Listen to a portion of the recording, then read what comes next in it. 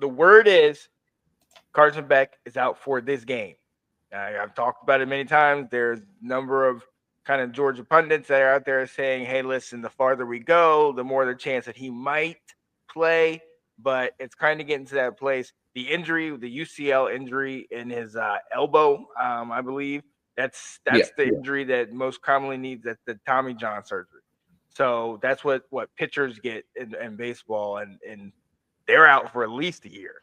So yeah. Now Brock Purdy had it this past year. Okay.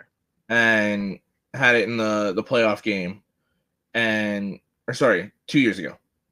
Not this past postseason, but the one before.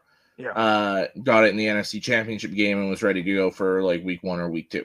Okay. So it's different in football because you're not throwing 100 miles an hour with all that movement and the twist on the ball and all that. You're throwing the same ball time after time after time. So I think if that's the extent of the injury that he has, I think he'll be back for week 1 of whether he's going to the NFL or staying at Georgia or even transferring. I've heard that there's potentially some big offers for him to leave. So we'll have to wait and see.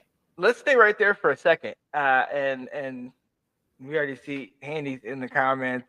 We won't know for sure until game day about bank on it. I mean, I think right now we know that he's not in. I think I know Kirby's going to try to hold everything close to his vest about his health, but I think we know for sure that it will be Gunnar Stockton. But even more than that, there seems to have been a resurgence. We've all talked about it, how once Gunnar Stockton got in, the offense was alive, the defense was alive, and even though we've always contested they don't have the Brock Bowers or the Ladd McConkey or the Big Baby Davis or Quay Walker, all those guys, they look like you had him. You look like the illusion of that because of that energy and because what he brings.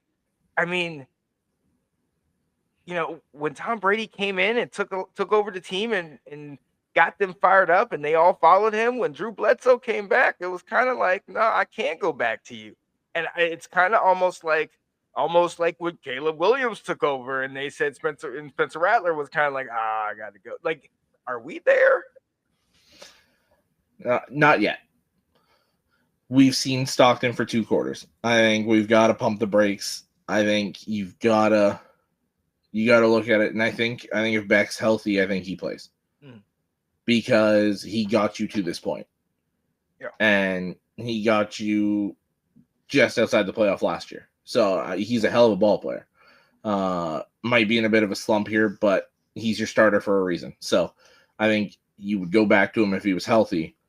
But at the same time, you went 2 quarters against a team that had to try and adjust on the fly to how you totally flipped the offensive game plan, more running. The quarterback was moving around, which totally affects the defense in a different way.